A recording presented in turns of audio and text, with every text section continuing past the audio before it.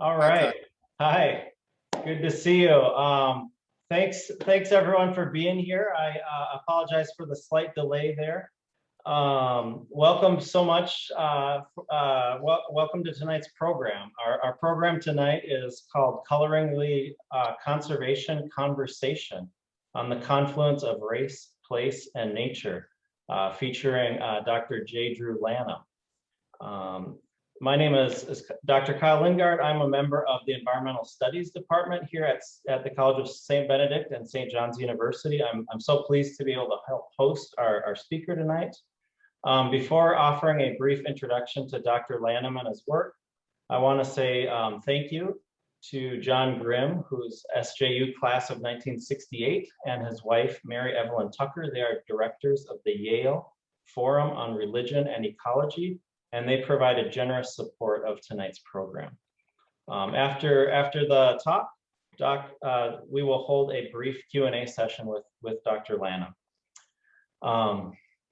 J. Drew Lanham is from Edgefield, South Carolina, and grew up on a piece of land that many of us may now feel we know a little about from his book, The Home Place, Memoirs of a Colored Man's Love Affair with Nature. The Home Place went on to receive many awards for its depiction of a patchwork nature, its exploration of the everyday sacred and connection to place. Some of those awards include the Reed Award from the Southern Environmental Law Center. I know from teaching his writing that was published in the journal Orion in a couple of my classes that students, as well as the teacher, are fascinated by the various hats that Dr. Lanham wears as a birder, ecologist, and hunter. In addition to his books, he has published essays and poetry widely in national journals such as Audubon and Wilderness, and groundbreaking anthologies such as The Colors of Nature. In addition to these various and sundry publications, he is an alumni distinguished professor of wildlife ecology and master teacher at Clemson University in South Carolina. Again, thank you all so much for joining us, and thank you, Dr. Lanham. Thank you so much, Kyle, for the introduction, and thank you all for being there, for being wherever it is that you are. I apologize for sort of the last minute virtual forum, but of course we realize over the past at least year and a half or more now that that there's not very much in our control when it comes to this really big nature story, as I like to call it, horrifically big nature story, so that in this country, hundreds of thousands have lost their lives, and around the world even more. And so I want to leave a little bit of space for that, and for us really to take a moment in being where we are, and realizing our privilege to still have breath, in part, whether it be surviving this pandemic to this point, or being safe in the streets as the trial for the alleged murderers of Ahmaud Arbery began today. That it's important for us to take a moment, whether it's silence, some sort of reflection, prayer, of meditation and gratitude, for us to simply be where it is that we are, among kindred spirits, as fellow beings, born of soil and water underneath, as far away and apart as we are, some sort of common and unifying sky. And so that's what I would like to take some time this evening to sort of share with you, I guess a few musings, as it were, on kind of this convergence. And I find myself over the past pandemic period really talking about convergence a lot. It's always been one of my favorite words. But convergence, confluence, these coming together words, I think are even more important now, as we live in a time that sees us socially distanced, that sees us um, in quarantine that sees us remotely gathering, um, that sees us separated um, in many ways as a nation.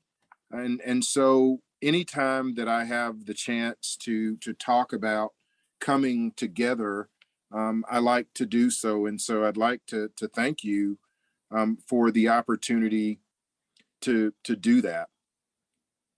I like to think of us, I like to think of myself as a nature nurturer. I guess the word that most people would use is naturalists, but I sort of like to push beyond that label and to think about all of these things that I do. And in the home place, I go in my prologue and talk a bit about that as you've read.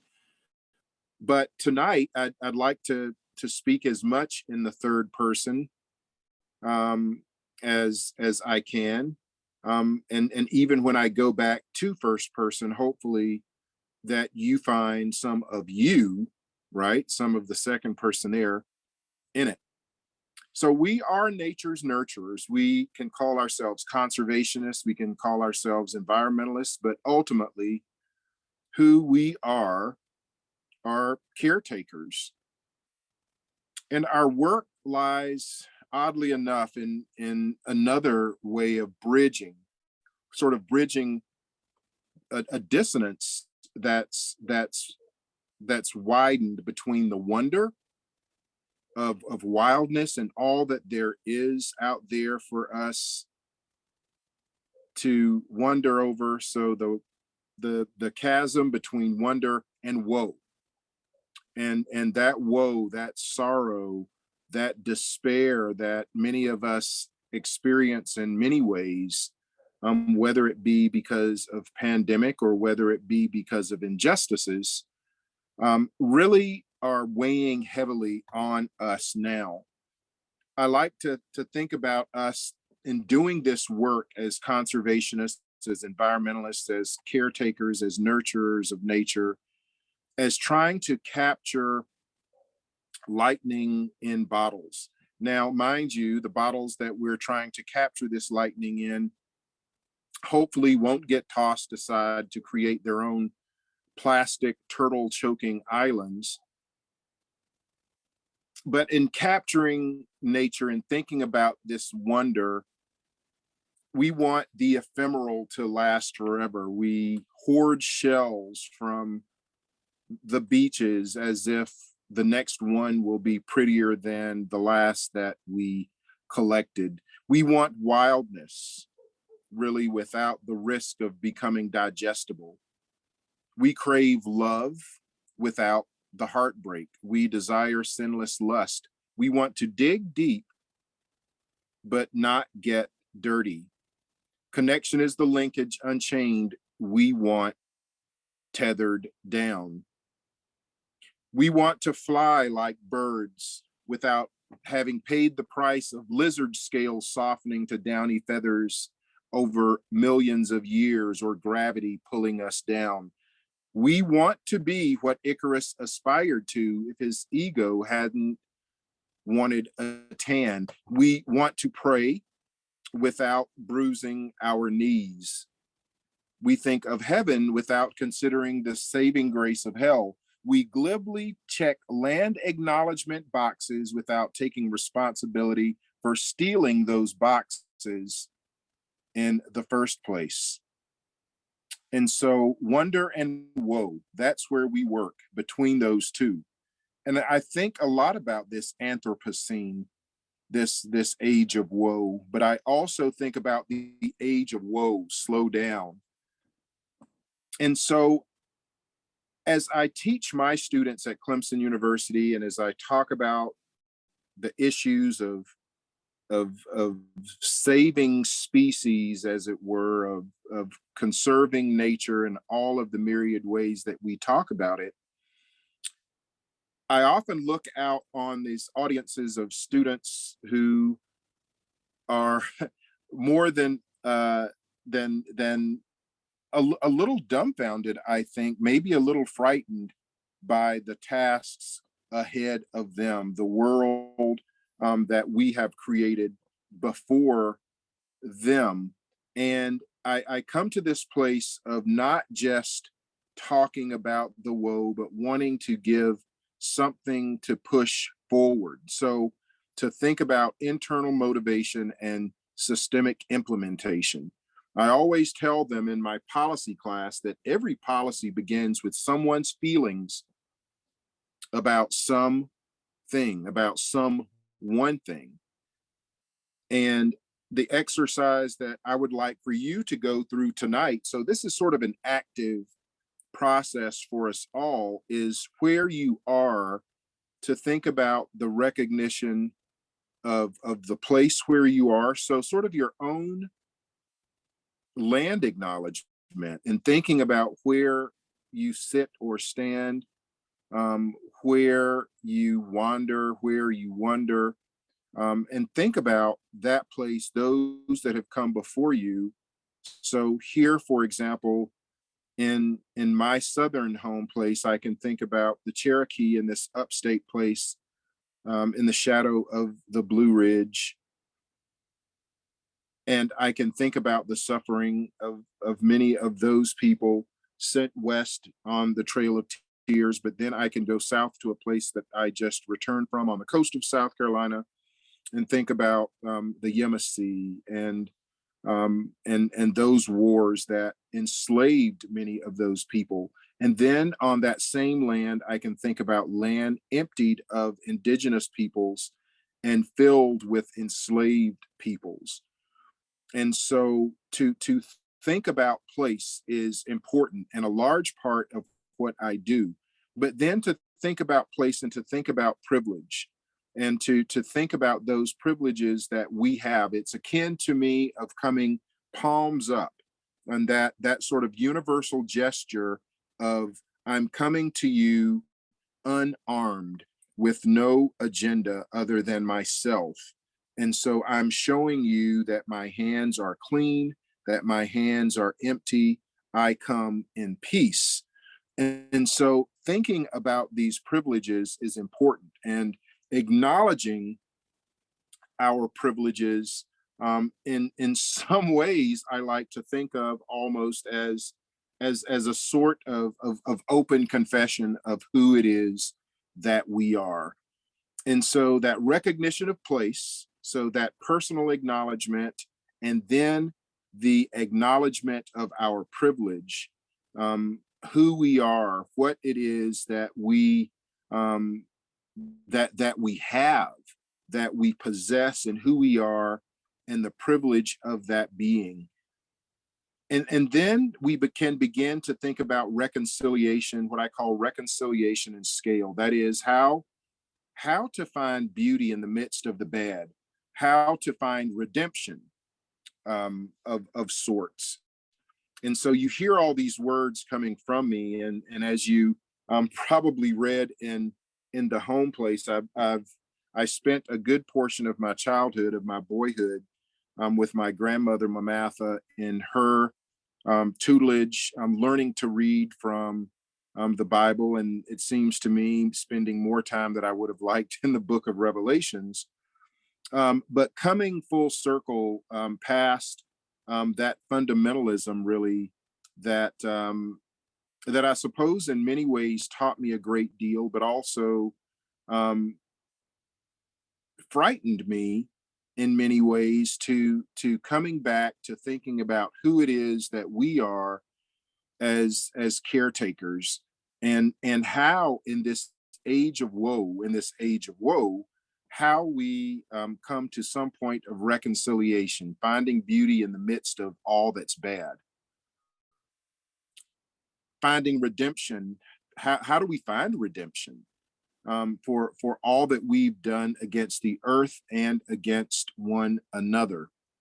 And then finally, a word that many people don't want to hear, but thinking about repair. How do we repair?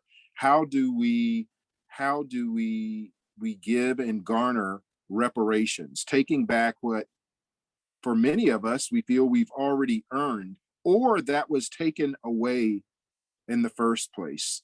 And so I like to think about joy, finding the joy. I was telling some friends the other day, I realized that for the whole pandemic period, and really for me, quite frankly, for the past 5 or so years, not finding deep belly laughter, not having that release. And so finding some sort of way as I look out across these students, not to only give to them some joy, some reason for hope, but also in finding it myself. And so I've come to this place of talking a great deal about introspection, about first looking inside and considering who again it is that we are, considering again who it is that as who we are as a field, as conservationists, but as considering who I am as a scientist, who considering who I am as a human being, as a Black American. And so we must first look inside and consider the human heart, as it were, our heart, this fist-sized mass of muscle that sits deeply in our chests. It's a miracle, really, of evolution, a blood-pumping, lub-dubbing machine that pushes life's tide through the vessels that nourish us. So I want you to consider the heart. I want you to consider your heart, obviously a symbol of life, a symbol of health, a symbol of hope, and a symbol of love. It is ultimately our heart that symbolizes the essence of the living, breathing human soul, this emergent property that is the whole being greater than the sum of its parts. That's what our heart imparts. With an ailing heart, we suffer. With a broken heart, we molder. Without a heart, we die. Now, I came to my heart the way most of us do. At some point, the cells in my embryonic being differentiated, then collected themselves and began to pulse and pump. Life ebbed then within that gathering and then became the emergent spirit within me that is greater than the sum of all of my organic parts. I mean, we can't just gather up the pieces of who we are, put them together, and have you and me or us. Even without the pudding like lump of neurons collected in my cranium, the heart in me, the heart in you, it still beats. My heart, your heart, all of our hearts have lives of their own with no thinking required. When I was a boy, I wandered the woods of my home place in Edgefield, South Carolina, a place really that's um, more infamous than famous for many things, but was really an idol for me as a child.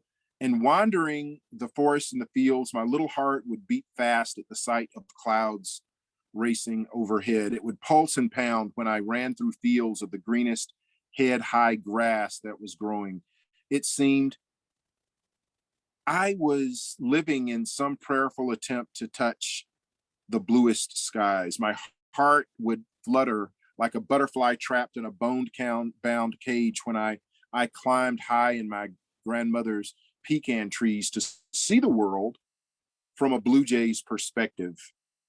It would almost fly from my little brown chest when I saw what were back then rare white-tailed deer bounding, or when I watched my beloved birds flying, somehow defying the gravity that tethered me down.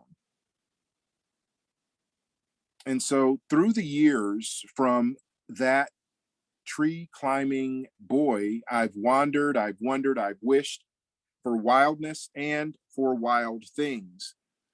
I've continued to wander through woods and through wetlands. I've wondered what was what and why it was and is what it is. I have wished sometimes to be the things I watch. That hasn't changed very much. I have imagined flying through forest canopies. I've wished I was the bird traveling to wilder places that I've wished to be. Sometimes I wish for wildness so hard that my heart actually hurts. Many of our hearts were born with some wildness in them.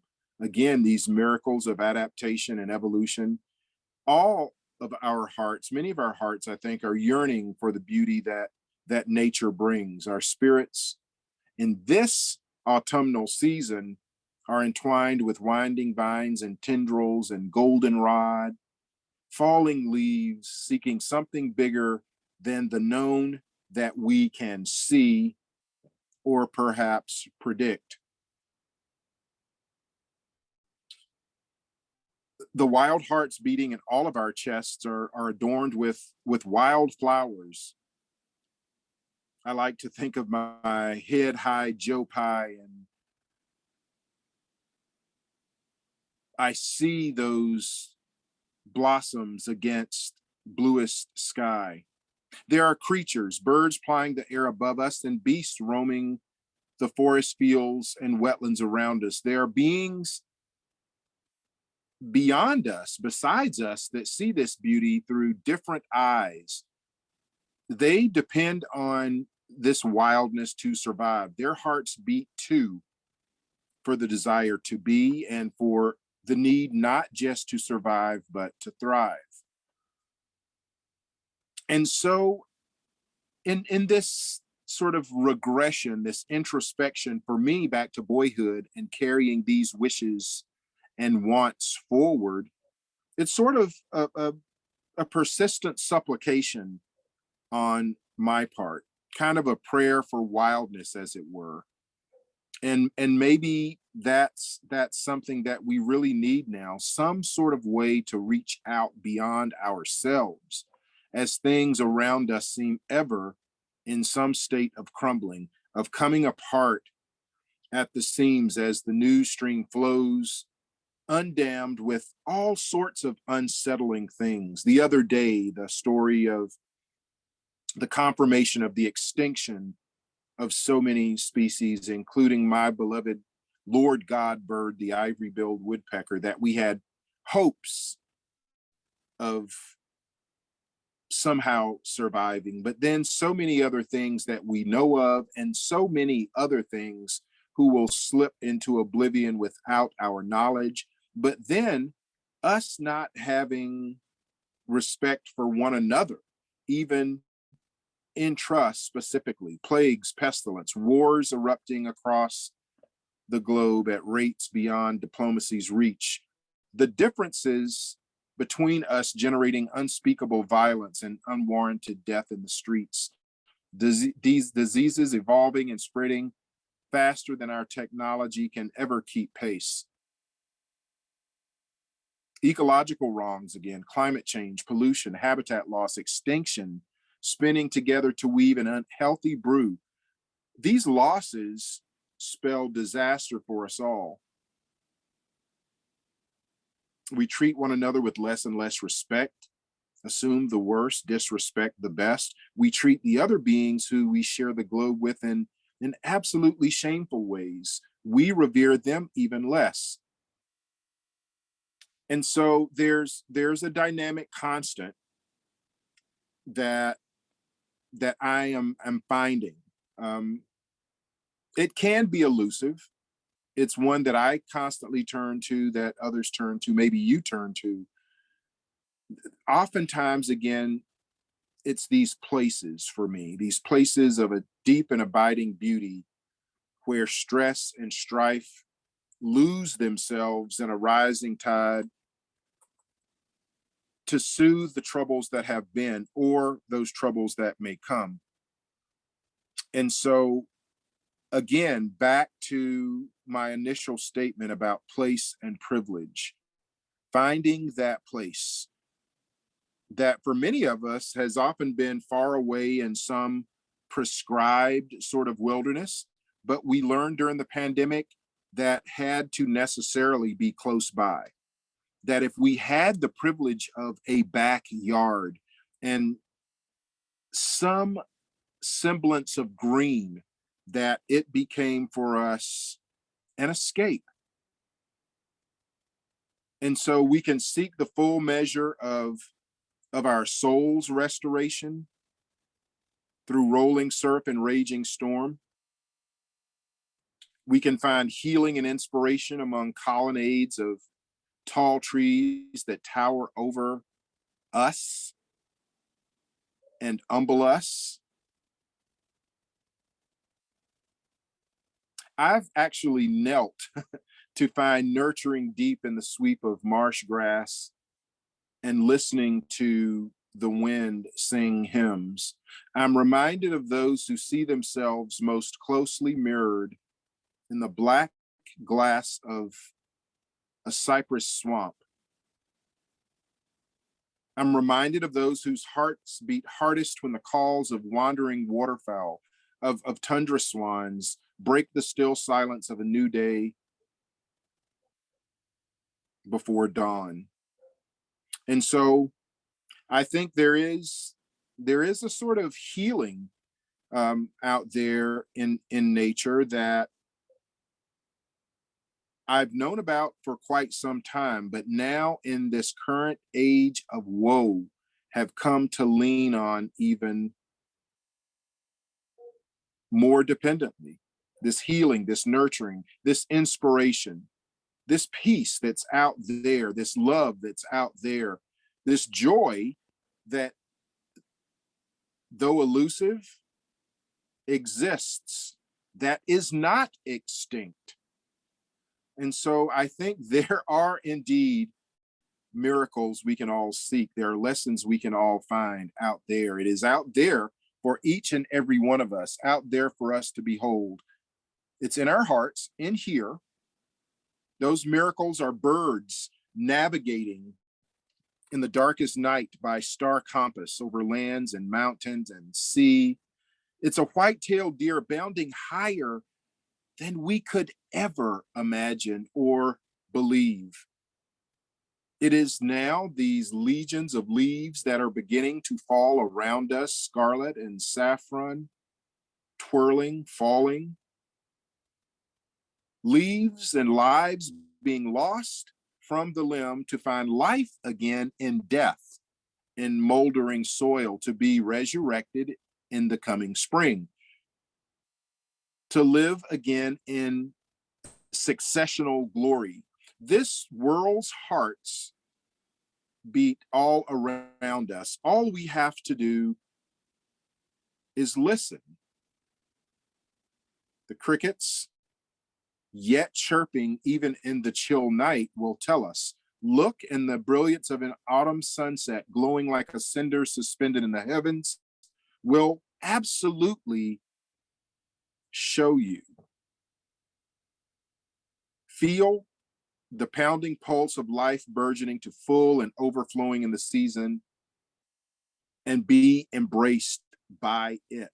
Capture the sound of wind whooshing through a swallow-tailed kite's wings. Seize the illumination of the new morning sun and let it warm you from the inside out.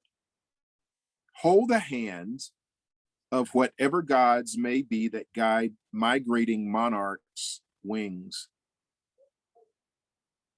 Embrace the moments that appear on sudden winds, and then travel on them as seeds blown and floating, lighter than air, to be sown and to grow in some unknown land.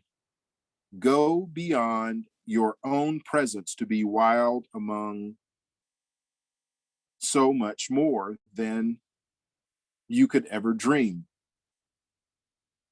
And so in this sort of attempt to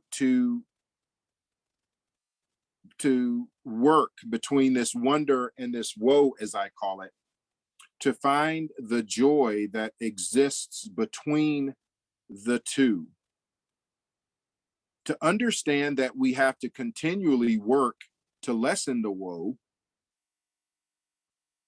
it's important for us to constantly engage the wonder that beauty does indeed still exist.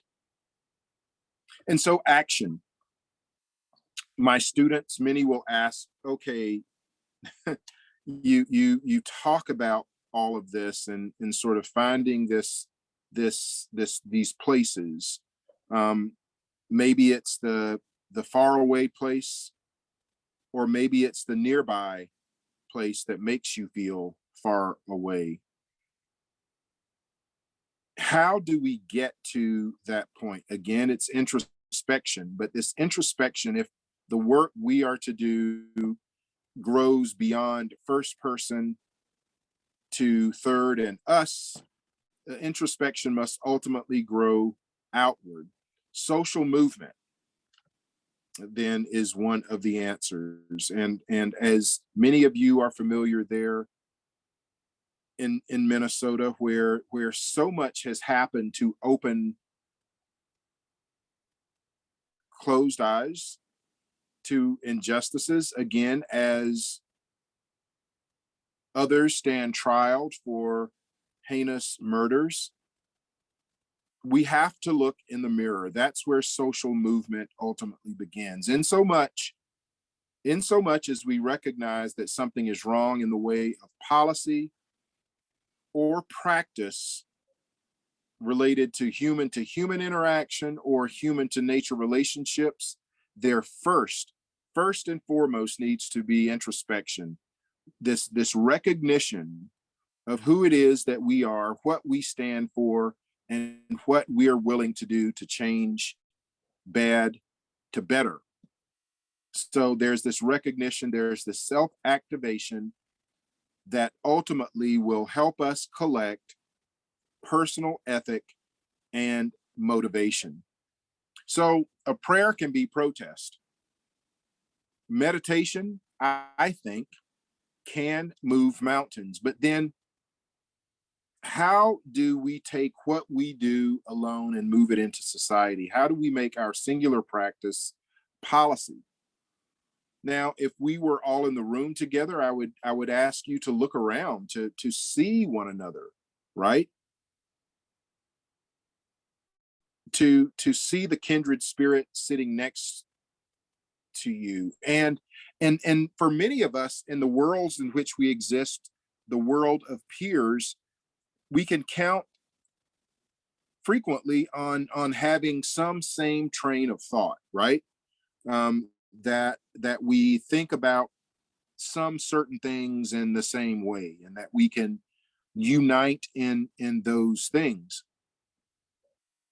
But then I want you to move beyond the human context and see kindred spirits with feathers and with fur, those that slither and hop, those that swim or fly and buzz by, that gather honey and swarm.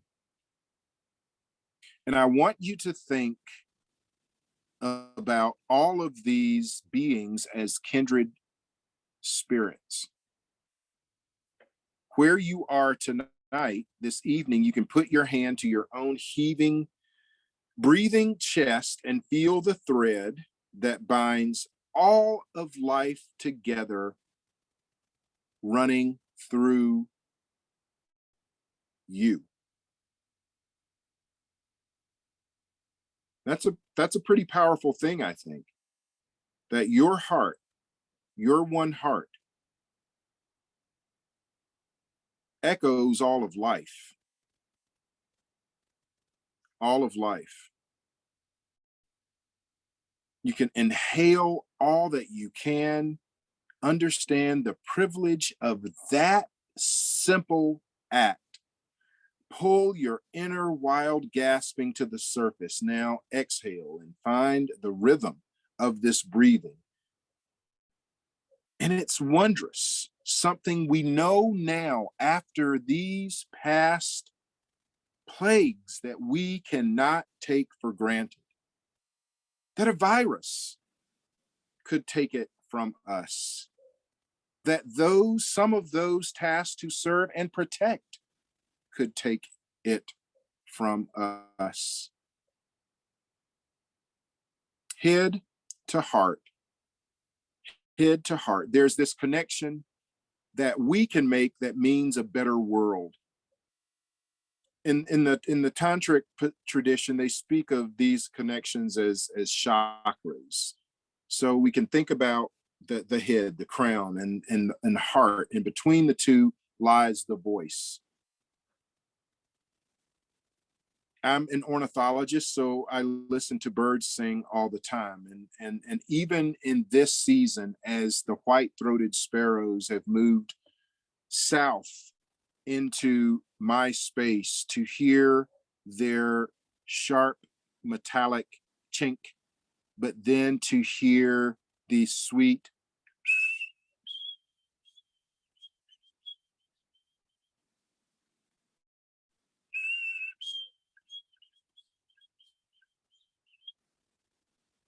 that bird song speaks to me. It speaks to us. And I can't ever sleep through it. It reminds me to pay attention. First, to be grounded, and then to rise and recognize the beauty, the form and function in nature, and that form and function through my heart. We should all sing, use our voices, and speak for a better day. And so, in my way of thinking, the movement of consequence for all of us begins with each of us. Who am I really today? What do I stand for today? What ethical lines have I drawn that I can't have crossed? Ask yourself, what's my policy for humanity and for nature? So thinking about all of these, thinking about these tasks collectively, right, as who we are, as conservationists, environmentalists, as nature nurturers, as eco equity justice activists, is to facilitate informed thinking and give space, okay, again, give space for that new or clarified information that we are gathering as scientists, but also in thinking about who we are, thinking of our place, of thinking about our privilege, of thinking about reconciliation, of thinking about how we repair. That's our mission. It's not a job. It's not anything that we do in this field to become rich, but we certainly do it to become enriched. So I would like for you to imagine how this goes from the mirror to some sort of crowd source. Imagine this happening in the groups that you reach and teach. That's multiplied, that's doubled from you to someone else. And then perhaps multiplied by tens and hundreds and these orders of magnitude, so that collectively, once we've reached an understanding of our mission and looked upon our reflected selves and established some baseline of our own truth, our own understanding, begin to forge our courage and confidence to be both satisfied with who it is that we are, but ultimately dissatisfied with our status quo, knowing that we can be better, that we can act as motivators for stirring the pot and activating our own mini social disruptions on a daily basis. Then we can come together in this way, this communion, as it were, to disrupt the now, to make life better going forward. Social movement always begins within. This movement that we have to embark upon, this confluence, this convergence of nature, of justice, of breaking down some of the barriers that would divide us, but then also living in the wonder so that we can defeat the woe. It's going to require us to join our head to our heart and then ultimately move outward in these open hands. That's where the work will be. So I'm grateful to you for your time. I'm grateful to you for your attention. And I love Minnesota a lot. I have such great friends there. In Minneapolis, of course, is my publisher, Milkweed Editions. But then in Duluth, so many great friends up there and in between. And so I look forward to the time that we don't have to figure out where to speak on the screen or to the screen, but that I can see, we can see one another face to face, that once again, we can perhaps shake hands, maybe hug and embrace. I look forward to that and will not take that privilege for granted again. Thank you so much. And Kyle, I look forward to any comments or questions that folks might have. Thank you.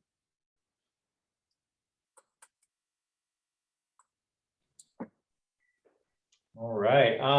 Yeah, and from wherever we are, I'm sure we're all applauding. I feel like that's something I'm so used to us doing, and now I'm kind of doing it here solo. But yeah, we'd love to have you some other time here in Minnesota. But as you said, it's a privilege to do that, and it's still a privilege to be able to talk to you here on the screen. You know, not that long ago, this would have been impossible. So I really am grateful to have this chance to connect folks. As mentioned earlier, there is a chance now for Q&A. So I think folks should be able to find their way to question and answers to enter questions. So I'll give a few people a little bit of time to do that. We'll take about 10, 12 minutes for Q&A. One thing that stood out to me was this idea of kind of the logic of nature, the logic of your talk, kind of this idea of you know, joining the head to the heart. Prayer can be protest to the move to policy. I'm kind of curious about how you see natural rhythms in those sorts of movements. Well, it's you know, Kyle, for me, as a poet, there's rhythm in everything, right?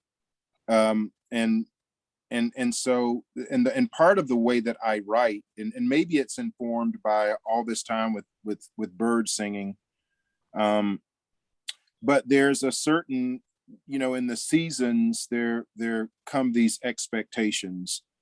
Expectations of shortening days, expectations of cooler weather, expectations of white-throated sparrows that return to the yard, expectations of first frost. And so those expectations that we have of the seasons are really just, it's refrain. So we can think of season as refrain, and we can think of those rhythms as really as some sort of reassurance. But climate change has thrown a bit of a monkey wrench in that, right? And so we deal with more intense storms. We deal with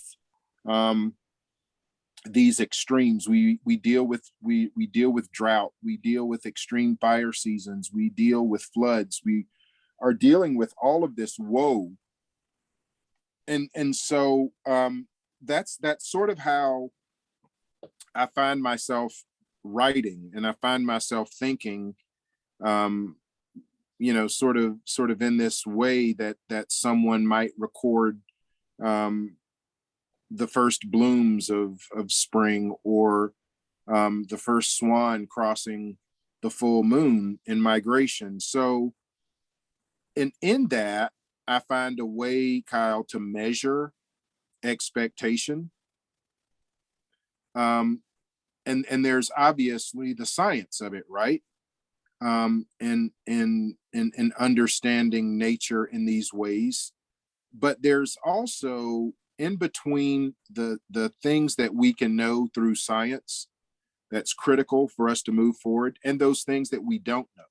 I mean, we have no idea what that swan in that tundra swan is thinking. We have no idea. And in all likelihood, we won't ever have any. We can imagine it, we can write it. And that's part of the wonder. And it's for us as writers, as creative writers, that's job security.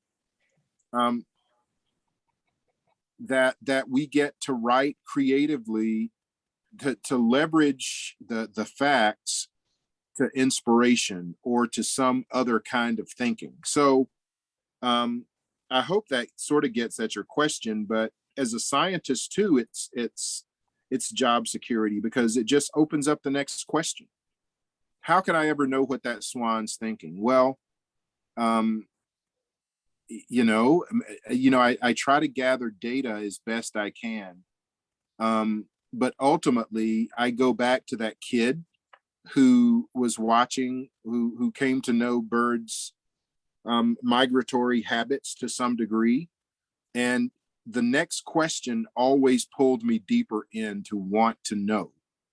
And so that is what led me to being the scientist that I am. But the unknowable is part of what leads me to be the poet that I am. Lovely, thank you so much. We do have some questions that students have submitted. So one is, what is the most rewarding part of your work as a scientist, as a human, and as a nature nurturer? Great question, thank you. As a scientist, the most rewarding part of the work is seeing it leave the pages of peer review and put into practice. And by practice, I mean maybe somebody taking the science that I've done and using it to leverage the next project, the next field experiment, the next survey, or perhaps to use it to enact some management practice. So that's one of the most satisfying things as a scientist. As a human being, the most gratifying thing to me is these little acts of kindness that I think we've always taken for granted in the past, that now when when some complete stranger says something kind, that it's oh gosh, it's like it's like finding it's like finding the first trillium in spring. And it's just this beautiful little thing that's there in the midst of everything brown and gray, that suddenly there's some beauty that's erupted. As a nature nurturer, the most exciting thing for me again is, again, these white-throated sparrows, this one white-throated sparrow that I heard today that's back. And I have no way of knowing. It could be the same, and knowing what I know about sparrow sight fidelity, it could very possibly be the same sparrow that came to my yard last year. That my yard provides something for that white-throated sparrow that could have come from anywhere to 100 miles north of here, or perhaps from somewhere just at tree line in the Arctic. And that to me is that inspires me. And so to hear that sparrow's call and to hear its song is affirmation that beauty still exists. Very nice. Here's a question. What advice do you have for those wishing to pursue a career in environmental science or environmental studies? You wrote about your kind of passion for nature and changes you've made in your own path. So what advice do you have for some of these undergrads? To go in with your heart wide open. Go in with your heart wide open. And for this work, it really requires your heart to be open, in order for your brain to open. Again, it's not a field where you're going to get rich, so don't expect um, those windfalls, but expect the windfalls of seeing sunsets and sunrises from places that other people may not get the privilege of seeing, of seeing things in wildness, perhaps that that others won't get to see. And so, if you go into this field with your heart wide open, um, it'll be filled, but it'll also be broken. So, in that first sort of liturgy where I talked about us wanting to love and not have our hearts broken, that's impossible. So, if you're going to love, you're going to have your heart broken. So, you go into this knowing that it is not, conservation is really not objective. It really isn't, because you're working to save things. That's an affirmative. That's an affirmative process. So, go into it with your heart wide open. That'll open your head, but also have hands that are ready to work. And those are the people that we want. And in some ways, I think those are the people that we are missing sometimes. That you can't be afraid to work towards what you feel. Great, thank you. Maybe we'll just take one more question since it's almost 8 o'clock. I'm just going to read this one as it's written. It says, my name is Olivia. I just want to say that your journey with religion is astounding and admirable. I struggle with my faith as you once did. And in your book, you come to the conclusion that, quote, there is something more important in faith than a simple allegiance to tradition. How did you develop the strength to confront that, to see it as it truly was, and to be able to let it go? Wow, thank you for that question. I'm still struggling.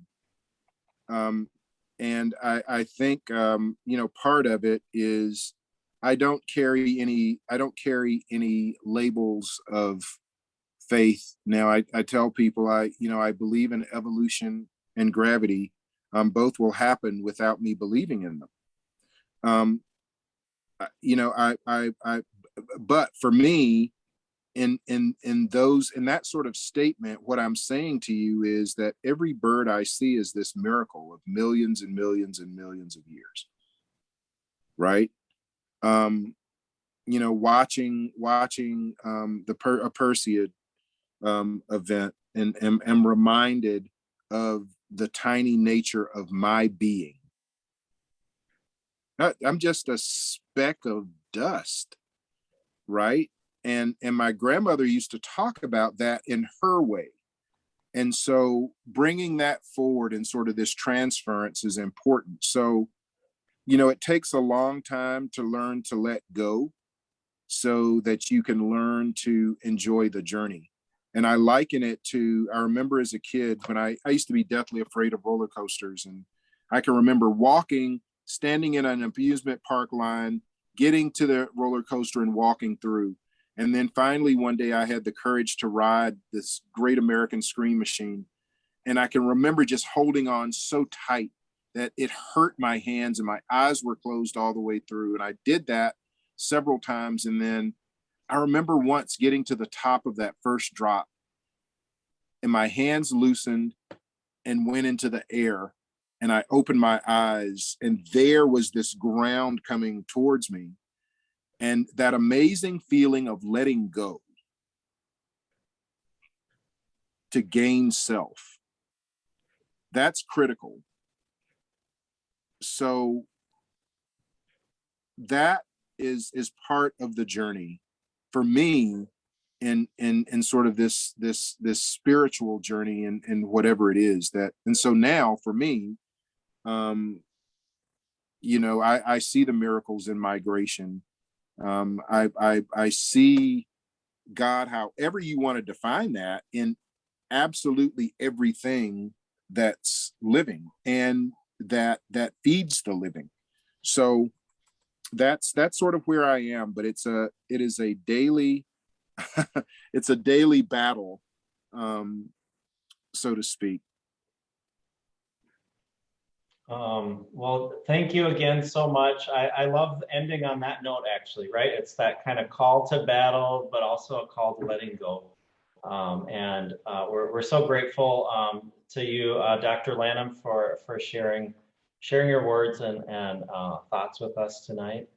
And I want to again thank everyone for coming. This was a great event. So thank you all. Thank you, Kyle, and thank you, everyone. I look forward to seeing you face to face sometime in the near future. Thank you.